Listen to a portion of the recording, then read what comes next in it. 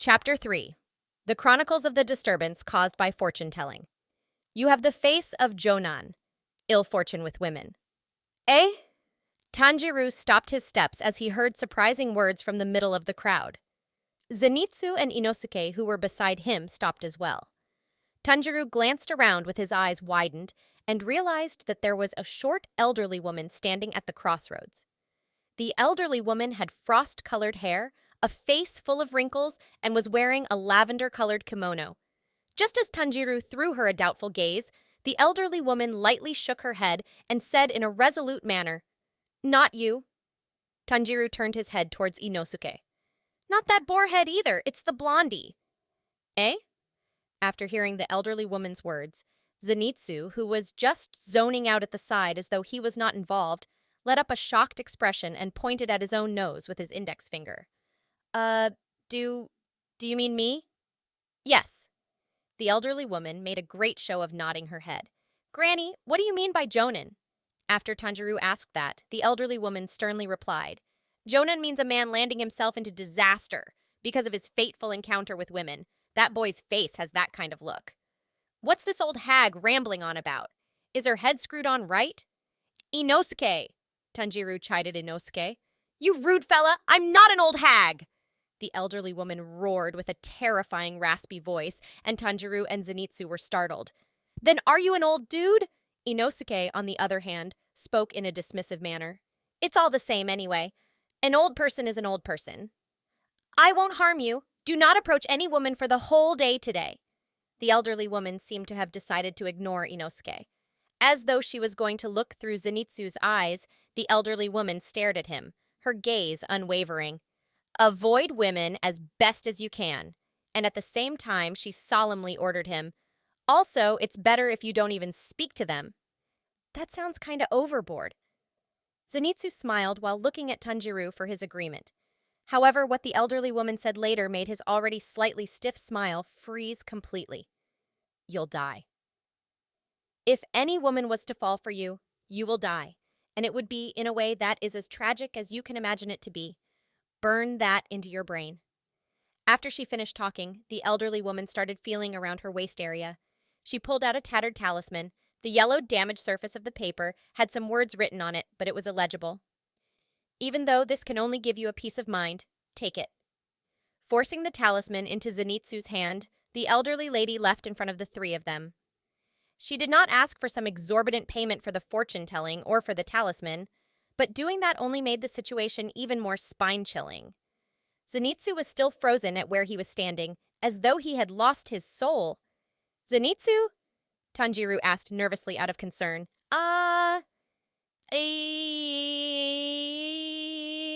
Terrible high-pitched sound.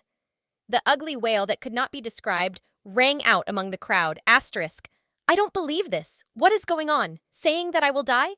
So scary." With fear racing throughout his whole body, Zenitsu tightly grasped onto Tanjiro's haori, and all fluids that could flow were flowing down his face. "We're about to go back. Why would she say I'm going to die? It's weird. It's too weird." "Zenitsu." It was not as though Tanjiro could not understand his feeling. After finishing a mission outside the village, the trio went to rest at Household that had a wisteria emblem which was nearby. Only now were they going to return to the butterfly estate, and they were going to buy some souvenirs here since it was on the way. "If it's not too much trouble, please buy some snacks on your way back." The one who requested that was Kochu Shinobu, the owner of the butterfly estate. Ever since the mission on the Infinity Train, the three of them had been dedicated all their energy into training. Shinobu was probably worried about them.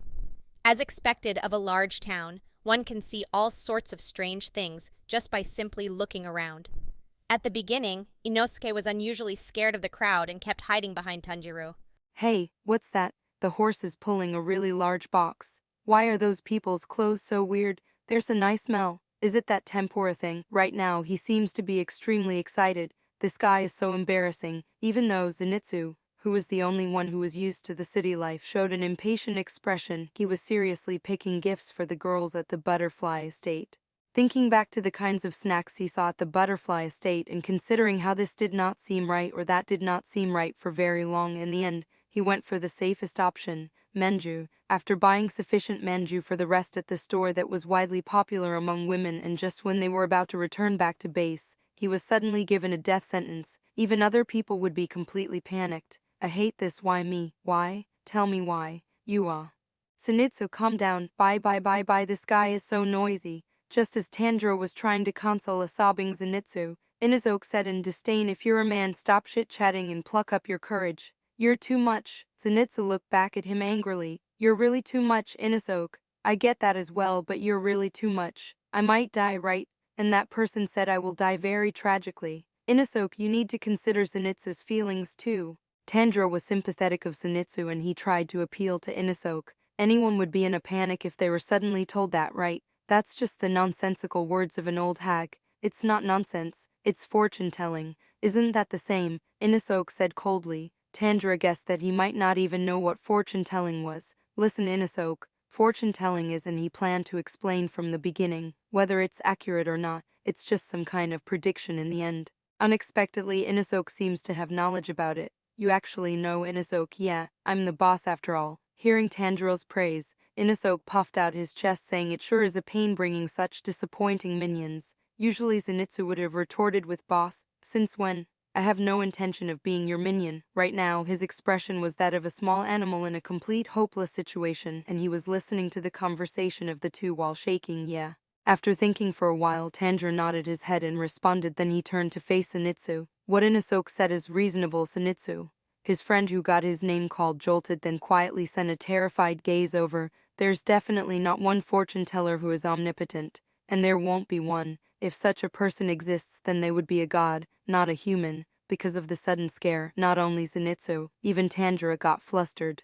If one just treated the entire thing as just a mere prediction, then there was no need to be overly worried. Hearing Tanjiro's words, you're right, Zenitsu finally showed a relieved expression. He sniffed and said, now that you mention it, that old granny seems suspicious. She must be a scam. You mean that fortune teller at the crossroads with excellent divination skills? Suddenly the cheerful voice of a girl overpowered what Zenitsu was saying. Zenitsu froze and immediately hid behind Tanjiro.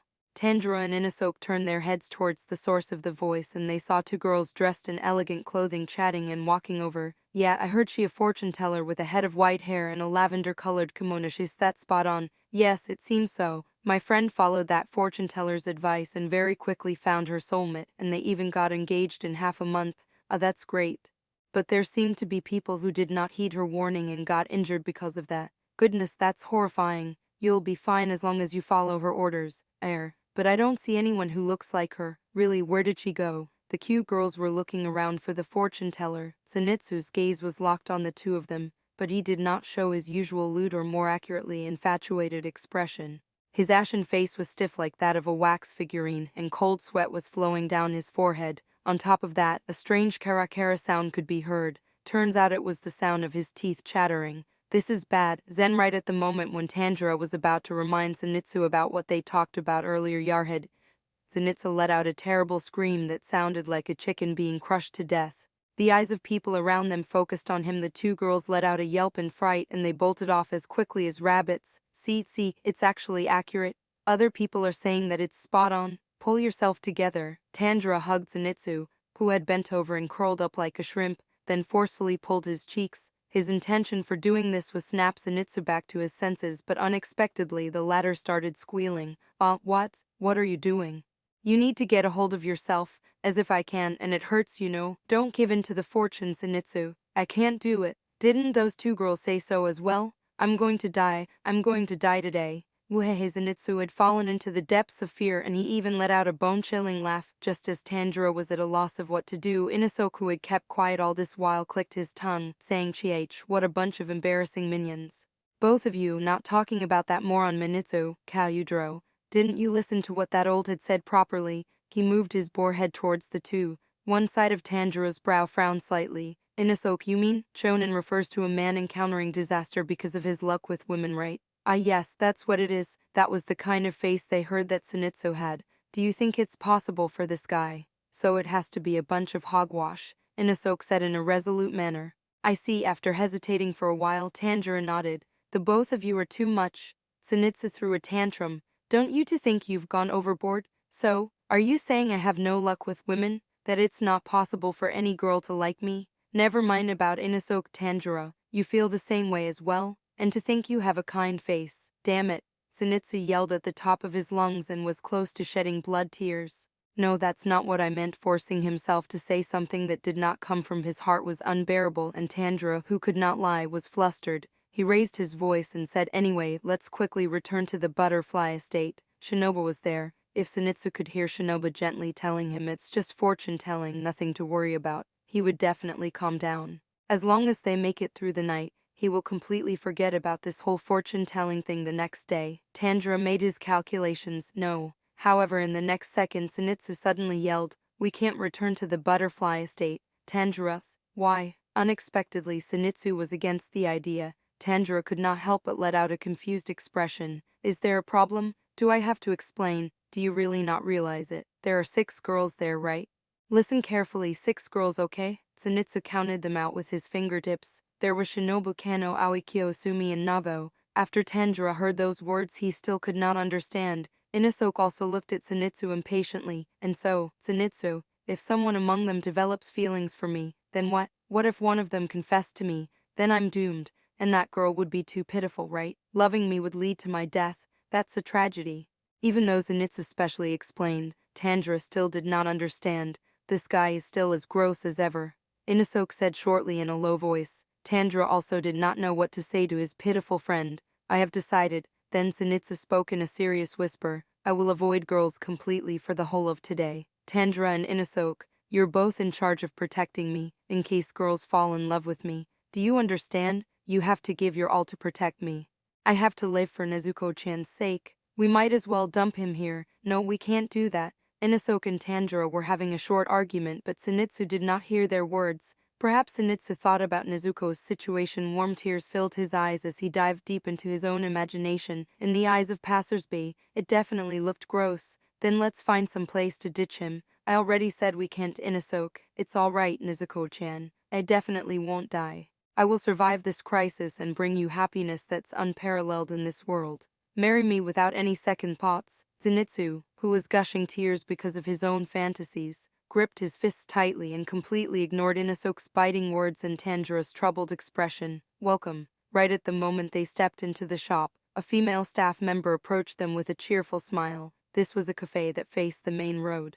As Zenitsu refused to return to the butterfly estate and Inosuke was hungry, in order to fulfill both their requests, the group came to this cafe. However, right after stepping into the shop, Tanjiro understood that this decision was a bad one. What do I do? There's girls everywhere. As expected of a fashionable cafe in a big town, there were female customers everywhere. Adolescent girls who were dressed nicely all looked in their direction from afar. The female staff member was wearing a western apron outside her kimono and walked over with a broad smile. A gentle gaze peeped out from her neatly combed black hair. How many people? As expected, once the waitress finished speaking, Zenitsu immediately grabbed onto Tanjiro's right arm, grabbed the battered talisman given to him by the elderly woman with his other hand and started trembling. Not only that, he let out a threatening growl. The smile on the waitress' face froze. Sorry. At this time, just like before, it was Tanjiro who was in charge of bowing and apologizing. Please, take a seat inside. The waitress used an unusually high-pitched voice to bring the trio to their seat. She was terrified to the point she did not even take note of Inosuke's forehead. However, the situation in Zenitsu's eyes was one where a young girl had a crush on him and became shy. What now, what now, what now, what now, what now, what now? Zenitsu kept mumbling non-stop. What if she falls in love with me? What if she falls in love with me? What if she falls in love with me? Zenitsu Thamiya, seeing that Zenitsu was panting in an unusual manner, as well as his sweating and shaking, even Tanjiro could feel his nervousness. The nasal sound and sweaty palms were especially outstanding. Zenitsu, can you calm down just a bit? Even though Tanjiro persuaded him, Zenitsu became angry as though his entire body spiked up. What are you talking about? Don't tell me my death means nothing to you. It doesn't matter if I'm not around. What kind of friend are you? It's not like that. How can I not be affected if you die? I just feel that there's no need to be that scared. It was a pity that Zenitsu treated his words as air. His whole body still shook and he kept muttering, what now? Tanjiro helplessly looked towards Inosuke, but he just snorted, having an attitude of I told you so. You should have listened to me and dumped him from the start. That's not a nice thing to say. Inosuke is the boss, right? That's true. Manitsu, let's go. I'll protect you because I'm the boss. Inosuke's mood suddenly became very good and he forcefully slapped Zenitsu's back. The place where the female staff brought the trio to was the corner table deep inside the shop. It was a brightly lit shop, but for some reason, only that area was especially dim and the air was a bit heavy. It was obvious that they got chased there so they would not affect other customers. But that was a good thing. Zenitsu quickly sat on the inside seat and hugged both his knees on the chair. Tanjiro sat next to him and Inosuke sat opposite him. After picking up the menu, I can't understand this. That was what Inosuke said right at the get-go. This word is read as ai-su-si. It has the I in Inosuke. Oh, it's my I. Then this is read as ku, and this is ri in mu. Tanjiro was reading each word one by one as though he was teaching his younger brother. Yin yin. Beside him, Zenitsu suddenly let out a scream. Tanjiro jumped and asked, "What is it?" Zenitsu lifted a shaky finger and pointed at a girl who was seated far away. That girl froze when she saw me. She must have fallen in love with me. Sorry, I completely cannot understand what you're saying, Tanjiro said with an expression of regret. Then Zenitsu shook his head with an exaggerated action. But everyone is looking at me. The waitress might have fallen for me. What should I do? Tanjiro. Zenitsu had a tone of despair. This guy can't be helped. Inosuke, even though he was already very gross in the first place, he's now sick to the bone. He doesn't even know what's fantasy and what's reality anymore, right? Inosuke, hearing his friend icily speak the bitter truth, Tanjiro quickly stopped him with a light voice. Then, another waitress came to take their order. "Excuse me, what would you three like to order?" The other party was obviously wary of Zenitsu. Perhaps it was for that reason. Her voice was shaky and a bit high. Zenitsu saw her, misunderstood the meaning again and started to shake. Yee. This person kept stealing glances at me. She must be planning to confess. So scary, so scary, so scary, so scary, so scary, so scary, so scary, so scary. Don't go overboard, Zenitsu. Tanjiro hit Zenitsu's head with his fists as the latter had lost all sense of reason. Can't you see she's frightened?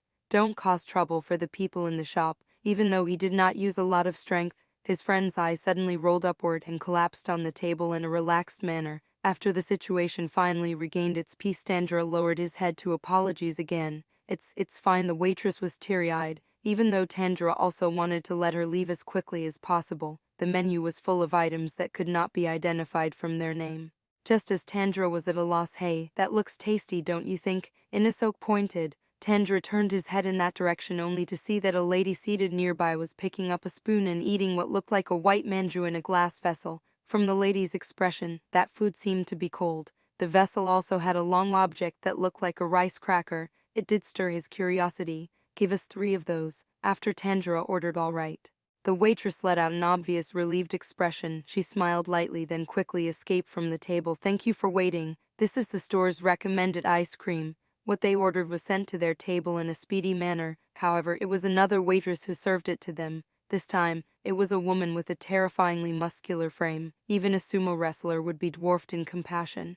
Just her arms alone were thicker than Tanjiro and Zenitsu's thighs, and her muscles were fuller and firmer than Inosuke's. "Because it melts quickly. Please enjoy it as soon as possible." "Wow, thanks." Tanjiro expressed his thanks with a smile. Inosuke, who was always itching for a fight, had his fighting spirit raised high by those naturally thick muscles, and he was struggling on whether he should challenge the waitress. "Yahoo, I'm looking forward to this." Fortunately, Inosuke's attention was taken away by the delicious food before his eyes, and he completely ignored everything else. He removed his boar head and excitedly grabbed his spoon. After scooping a generous spoonful into his mouth, "Oi boy," Inosuke made a sound of amazement. Looking carefully, he was so moved he was trembling. "This is actually really delicious. What is this?" "I heard it's called ice cream." Tanjiro reiterated what the lady called this dish, then ate a mouthful himself. "It's tasty." Tanjiro's eyes became round. The taste was very different from a manju. It was sweet and cold and it melted in his mouth. "Tasty, tasty, tasty, tasty, tasty, tasty." Inosuke let out a cheer and scooped large chunks out. When it came to delicious food, Inosuke was pretty much harmless. Also, as he usually wearing his boar head, one could not imagine that he had a handsome face. In fact, it was not too much to say that he was a beautiful youth with white skin. Perhaps it was for this reason the ladies in the shop had their gazes focused on Inosuke. Then for some reason Zenitsu woke up. "Ah, you're awake, Zenitsu." Tanjiro breathed out a sigh of relief, saying, "The ice cream is here. It's really nice. After eating this I'm sure you'll feel better." However, Zenitsu, whose face was like that of rotting wood, turned a deaf ear. "I feel like there's someone looking at me. What do you mean, Don't you see that those girls' passionate gases? Now what? I'm going to die." and in a way that would be the most miserable that you have ever seen. Calm down, Zenitsu. You'll cause trouble for the people here, right? Nuoro, Nezuko-chan, Ji-chan, save me, Zie. I don't want to die yet. Zenitsu. Excuse me, sir, if you continue to make so much noise in the shop, I will have to ask you to leave. Just as Zenitsu was ignoring Tanjiro, who was trying to stop him and was screaming like he's seen a monster, that muscular lady politely gave a warning. Zenitsu stared at her straight. What? You said, sir, I like you. Because I'm too shy. May you step outside? Zenitsu, who misunderstood in a ridiculous manner, started to tremble on the spot. Yeah, I've been confessed to. That's a confession. Nudo. Zenitsu yelled on the top of his lungs, then pushing Tanjiro, who was seated next to him, aside immediately, he dashed out of the store's entrance. There was not even the opportunity to stop him. Zenitsu Tanjiro watched as his friend disappeared with a flabbergasted expression. Perhaps he received a huge shock, so Zenitsu forgot to bring the talisman that was initially tightly held in his hand. Inosuke, who was sitting on the opposite side, ate the ice cream with great relish and did not even realize that Zenitsu had ran away. Tanjiro gently picked up the talisman his friend left on the table. Then, sir, may I ask, where did you get that talisman? The waitress frowned and asked sternly, what do we do? Where did Zenitsu go? Tanjiro searched for Zenitsu amongst the crowd of people. If it were in the mountains, it would extremely easy to spot that blonde mop of hair. However, this place was full of different colors and everyone was dressed in various ways. It would definitely take a huge effort to find his friend. The waitress, her name is Quiro, said that there was a fake fortune teller who would borrow the name of the famous fortune teller at the crossroads and find entertainment in scaring people with her malicious lies. Previously, a customer of the shop also encountered this fake, and that time she showed her a talisman which looked exactly the same as the one that Zenitsu had. After listening to Tanjiro's description of what had happened, Quiro was extremely worried and sympathetic. I will be done with work soon. I'll search with you guys afterwards. Also, I'm very familiar with this town, the kind girl said. Tanjiro was of course glad to accept her help. It was unfortunate that they still could not find Zenitsu. Don't tell me Zenitsu had some ideation of hating the world, no way. Negative ideas appeared in his mind. Zenitsu was on the edge of a mental breakdown after all. Can't you pick up that idiot's smell? Even though I've been trying from the start, but some strong smell keeps bothering me so I can't sniff it out. Tanjiro knitted his brows. Quiro said this smell was called perfume. It was mainly used on women. Some had an extremely sharp smell, so Tanjiro's sense of smell was useless here. I'm going to search around here with Quiro. Inosuke can go over. Tanjiro only spoke halfway, then found him. Quiro suddenly let out a shout. He turned his head, following where Quiro was pointing, and looked. That was definitely Zenitsu, who was crying while walking. Tanjiro let out a sigh of relief. Zen-sir. At the same time, when Tanjiro was about to call out, Quiro rushed over with heavy footsteps. Zenitsu jumped while letting out a yelp, then he weakly collapsed on the ground. Most likely he went weak-kneed in fear. Just as Zenitsu closed his eyes, giving up, the carriage horses ran away. Yet a man's angry roar rang out throughout the street. There was a disturbance around them. Run it, help me. People scattered like rats, and there were screams coming from everywhere. Tanjiro surveyed his surroundings. Quiro was about to sprint towards Zenitsu, then the horse appeared from her right side. It raised its legs. Inosuke got it. Tanjiro gave an order and the two took action at the same time. However, something that was as fast as lightning had already taken Quiro away from beneath the horse's hooves even more swiftly than them. Tanjiro's eyes widened. The object that was like lightning was Zenitsu. His friend used breath of lightning to save Quiro. That guy's good. Inosuke mumbled softly. Pretty amazing for a spineless wimp. He went up to the horse that had lost its goal and was going on a rampage, then fiercely glared at it. In a split second, the horse became even more docile than a puppy. As expected of Inosuke, Tanjiro, who became relaxed, suddenly remembered Zenitsu's situation and returned his gaze to his friend. His friend, who was carrying Quiro, was surrounded by an excited crowd. Good job, kid. What did you do? You're so fast at. You're so cool, big brother. You're amazing, boy. Everyone were throwing praises at Zenitsu's magnanimous deed. However, the person involved had an expression that he had no energy to care about them. Perhaps Quiro was too heavy. Zenitsu's face was ashen, and he could not stop shivering. Zenitsu, are you all right? Even though Tanjiro rushed over as quickly as he could, he was unable to get closer due to the human wall. With much difficulty he managed to squeeze to the front, and Quiro, who was being carried by Zenitsu, was staring at his friend with a flirtatious gaze that did not match her frame. Sir, for my sake, it's nothing. This isn't anything much. As a person, this is something that I should do. Such a courageous and humble person, Quiro mumbled to herself, her heart beating. The atmosphere then was as though she was going to reveal her confession of love. Zenitsu kept averting his gaze as though his life depended on it. However, as he looked around the crowd in an attempt to beg for help, his gaze suddenly stopped. The color drained from his face until it was as pale as a corpse. Tanjiro found it strange, so he followed his friend's gaze and found that fake fortune teller. Inosuke, leave it to me. Inosuke weaved through the crowd and dashed straight for the fake fortune teller. However, see, sir, are you all right, sir?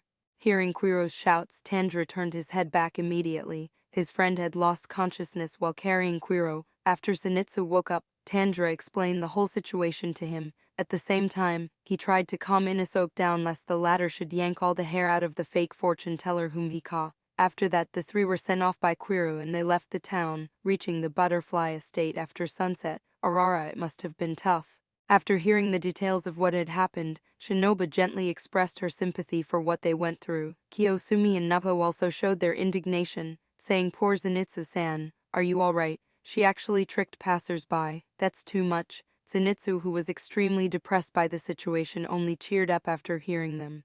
Quiro was the niece of the cafe's boss. In order to thank Zenitsu for saving his precious niece's life, the boss gave them chocolates, milk candies, and large amounts of various other snacks, so the girls were extremely happy, and their joy was Zenitsu's joy. But Inosuke was really calm since the start. Drinking the tea brewed by Aoi and Kano, Tanjiro praised his friend vigorously. Inosuke, who was eating chocolate, raised his head, looking confused. "That's filthy," Aoi tried it angrily. "I bet this guy felt that I have no luck with women." Zenitsu showed his irritation. "If not, then he couldn't care less whether I lose my life or not, so he's so calm. But the unexpected thing that happened was when I saw that old hag, I had this disgusted feeling." Inosuke gave a different answer. "My gut feeling told me that she had already decided what she wanted to say and was ready to say it to someone. A normal fortune teller wouldn't do that, right?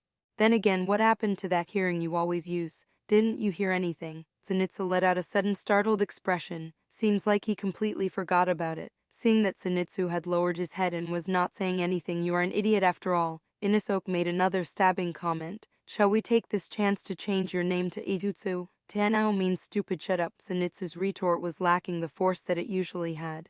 However, Tanjiro was the same when it came to this point. Even though he was completely flustered, he did not smell the malicious smell that came from the fake fortune teller. Just as Tanjiro was deeply reflecting about this, Kano refilled his empty teacup with tea. "Thanks." "Has Kano eaten the chocolate yet?" "It's really nice." Tanjiro held the chocolate out, but for some reason Kano blushed furiously and hid behind Shinobu, who was nearby. She refused to take the chocolate because she did not toss her coin. It did not feel like that was the reason. "What's wrong with her?" Tanjiro tilted his head, not understanding. "Our Tanjiro, isn't that a nice mood?" "What, Zenitsu? Your face looks scary, and to think you look so harmless. If you dare to obtain your happiness before me, I'll curse you, get it?"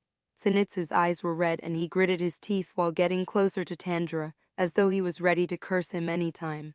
Tanjiro could not understand what was happening and at that moment was at a loss of what to do. Shinobu saw the situation and smiled, saying, all right. Anyway, Zenitsu did not come to any harm in the end. Not only did you all successfully complete your mission, you even caught a fake fortune teller on the way home. Your batch of slayers are rather excellent." Her smile relaxed the tension of the place. As Aoi helped to boil another batch of hot water, the trio headed for the bathhouse. "I don't want to bathe. I'll just rinse myself a bit." Even though Inosuke was full of complaints, Tanjiro still dragged him over. "Thanks for your help."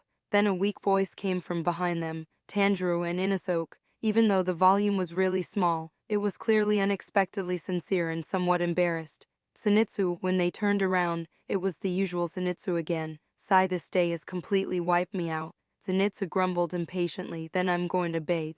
Once he finished, he quickly walked towards the bathhouse. Tanjiro's eyes squinted as he looked at his friend's stubborn figure and could not help but let out a smile. "Tune Squint, your batch of slayers are rather excellent." Shinobu's voice rang out next to his ears. Was it like that? Even though he did not know if it was because they were always together since they became demon slayers, Tanjiro always felt that he was lucky to have met these two during the Drumhouse mission. There were some things he could overcome only because they were around, so he did not get knocked down by the sadness that was difficult to avoid. Fortunately, he was not alone. "If you want me to soak myself, I can, but I'm not washing myself." "No, I always said so too, right? You have to clean your body before entering the bathtub." "That annoying brat." "Don't say that. She also has other people in mind." "All right, let's go, Inosuke." Tanjiro dragged his other friend and smiled again. Looking out of the corridor, the night sky was full of twinkling stars. It felt like they may fall any time.